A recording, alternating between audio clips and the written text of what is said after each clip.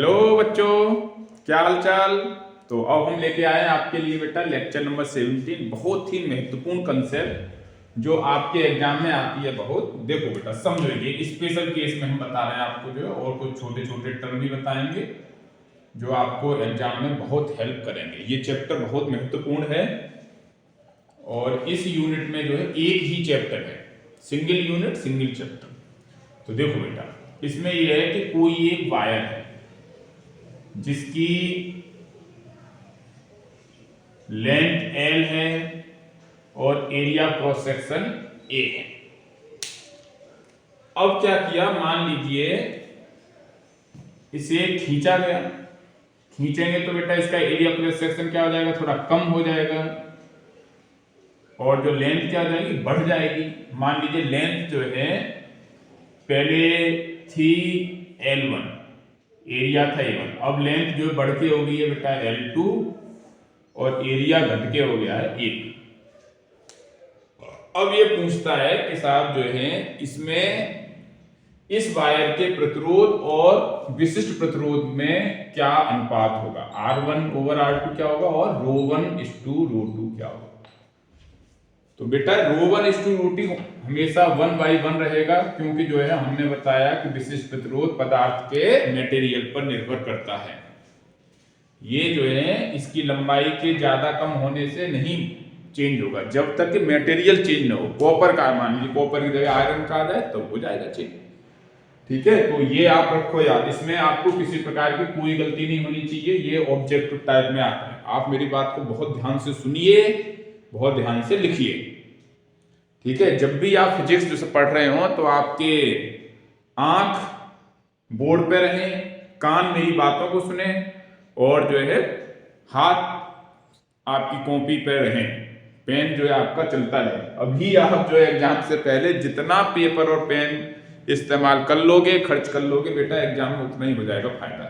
और जिसने paper pen चलाने में कंजूसी की वही उसके मार्क्स हो जाएंगे, कम हो जाएंगे। तो बेटा देखो, हमें मालूम है फॉर्मूला R1 तो सेम रहेगा ρ1/ρ2, तो ρL1/A1 और R2 का वैल्यू ρL2/A2।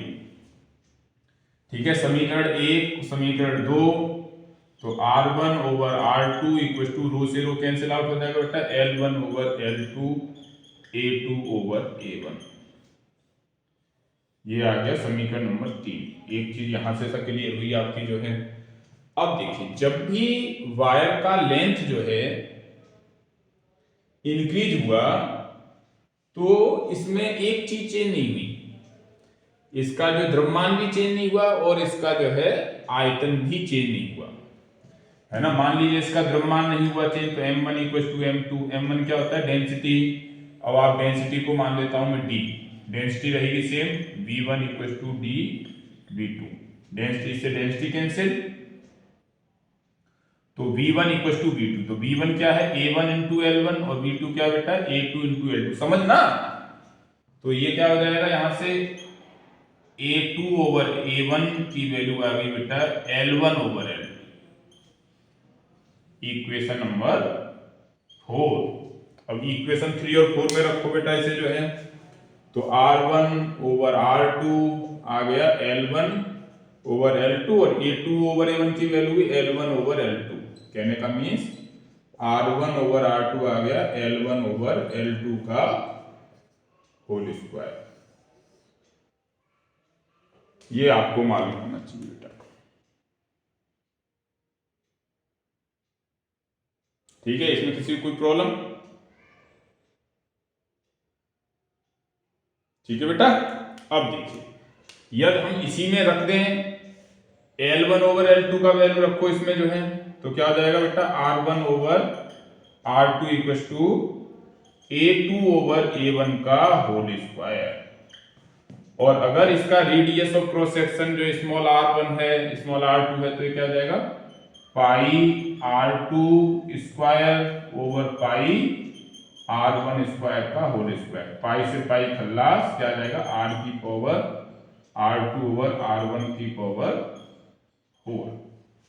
ये जो है आपको यहां से करना है। इसमें बच्चों से अक्सर गलती होती है। आप डायरेक्ट एक्सप्रेशन भी कर सकते हैं इस्तेमाल, ठीक है। तो कई कई जो फॉर्मूले आपने सीखे, एक ये फॉर्मूला सीखा जो है, देखो बेटा एक फॉर्मूला ये सीखा आपने, एक फॉर्मूला ये सीखा, एक फॉर्मूला ये सीखा और एक फॉर्मूला ये सीखा। ये सब फॉर्मूले इन पे बेस्ड प्रॉब्लम है। अब बेटा बात करते हैं आगे की जो है, देखो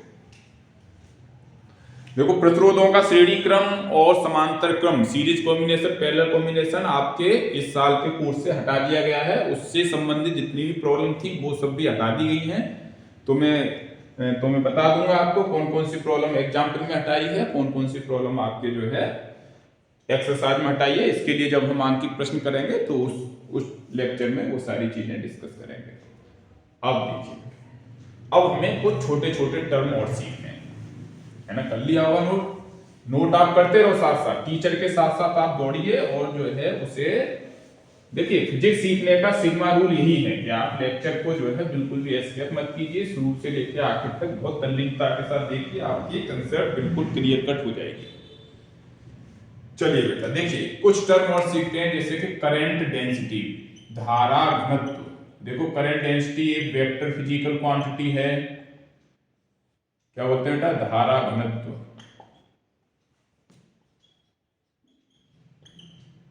इसे दिखाते हैं जे से, स्मॉल जे, ठीक है बेटा। तो जो है जे क्या है, बेसिकली जे होता है जो है आई ओवर ए, ओके। कोई भी मान लीजिए कंडक्टर है, कंडक्टर के इकाई क्रॉस सेक्शन से कितना इलेक्ट्रिक करंट पास हो रहा है, और वो भी जो है इस क्रॉस सेक्शन का डायरेक्शन इलेक्ट्रिक करंट के डायरेक्शन का नॉर्मल रहे, मतलब क्या रहे, अविलंबवत रहे, परपेंडिकुलर रहे।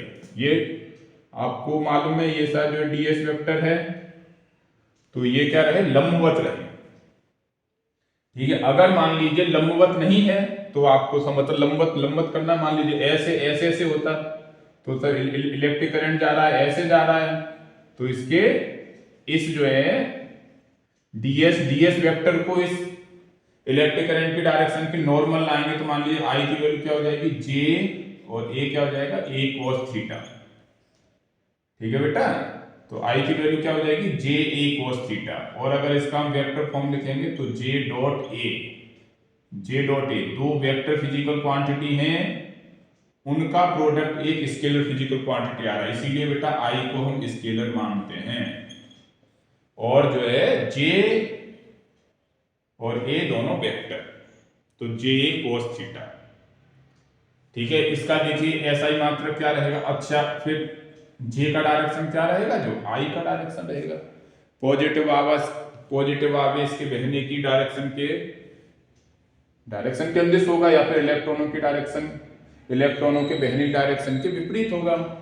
यहां देखो एम्पियर पर मीटर स्क्वायर, ये बहुत काम में आता है, ठीक है। इसी के साथ देखिए एक टर्म और होता है बेटा, मोबिलिटी, इसे हिंदी में बोलते हैं गतिशीलता।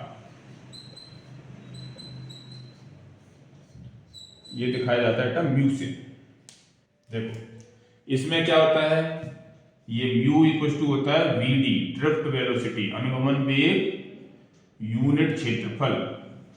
यूनिट जो है विद्युत क्षेत्रफल नहीं, सॉरी यूनिट, अगर E का वैल्यू में रख दूं 1 न्यूटन पर कूलम, तो इकाई क्षेत्रफल के लिए इलेक्ट्रॉन ने जितना अनुगमन वेग एक्वायर किया वही उसका जो है गतिशीलता है।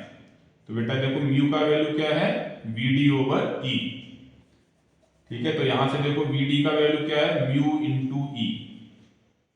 तो मुझे एक्सप्रेशन मालूम था, बताओ I equal to NEA vd, तो I का वैल्यू क्या हो गया, NEA vd का वैल्यू म्यू इंटू E, ठीक है। अब देखो I ओवर A बताया मैंने, J, ये जो तब है जब I जो है एक समान रूप से बह रहा है, ठीक है।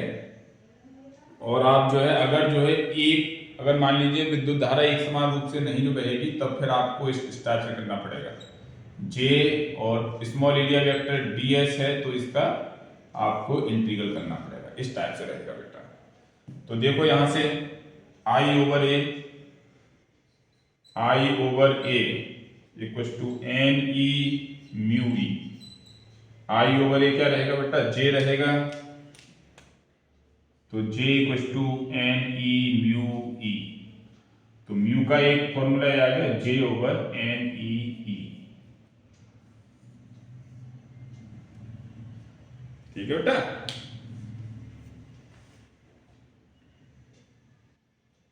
तो इस टाइप से हुआ। अब देखिए, अब हमसे पूछा जा रहा है कि जो है ओम्स लॉ की माइक्रोस्कोपिक फॉर्म। देखिए पूछ रहे हैं कि जो है जे क्या है, जे धारा घनत्व। जे सिग्मा क्या है बेटा, सिग्मा है विशिष्ट चालकता, और ई क्या है विद्युत क्षेत्र की तीव्रता। जे सिग्मा ई में संबंध। ओके, कभी कभी जो 2 मार्क्स में बेटा पूछते हैं इसे, या फिर जो है ऑब्जेक्टिव टाइप में आ जाता है। तो देखो, तो ये स्टार्ट हम करते हैं v इक्वल टू, हमें इसके सॉल्व करने के बहुत सारे तरीके हैं। We use mathematics as the slave of the physics. Okay, math एक जो है डेरिवेशन करने के बहुत सारे तरीके हो सकते हैं। मैथ के लॉज आपसे वॉलेट नहीं होने चाहिए बेटा।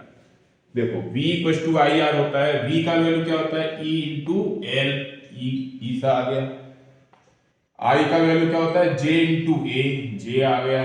और R का वैल्यू रो L ओवर ए। सिर्फ आपने बेटा जो है सूत्र जो है रख दिए। देखो फिजिक्स सीखने के लिए मैंने कहा आपसे, शॉर्ट में मैंने बताया था कि सूत्र याद होने चाहिए। सूत्र याद रखो, आपसे फिजिक्स आएगी। सूत्र याद नहीं हो रहे तो फिजिक्स नहीं हो पाएगी बेटा, तो मैं कुछ नहीं कर पाऊंगा। फिर ए से ए कैंसिल, क्या बचा E इक्वल टू जे रो। इसे ही हम अगर वेक्टर फॉर्म में लिखें तो ओम्स लॉ का ही वेक्टर रूप है। अब देखिए सिग्मा की वैल्यू है ना चाहिए मुझे, तो रो इक्वल टू क्या होता है 1 ओवर सिग्मा। तो देखो बेटा E equal to J over sigma. तो बेटा जे का सूत्र क्या हो गया सिग्मा इंटू ई। इसे ही बोलते हैं ओम्स लॉ की माइक्रोस्कोपिक फॉर्म, सूक्ष्म फॉर्म। ओम के नियम का सूक्ष्म फॉर्म, ओम के नियम का सूक्ष्म रूप, माइक्रोस्कोपिक, ओम के नियम का सूक्ष्म रूप। ये माइक्रोस्कोपिक है। और v equal to I R जो ये है मैक्रोस्कोपिक, बड़ी फॉर्म, मैक्रोस्कोपिक। ठीक है, तो थोड़ा इंक का है, इंक थोड़ा मैं भर लेता हूं इसमें तब तक।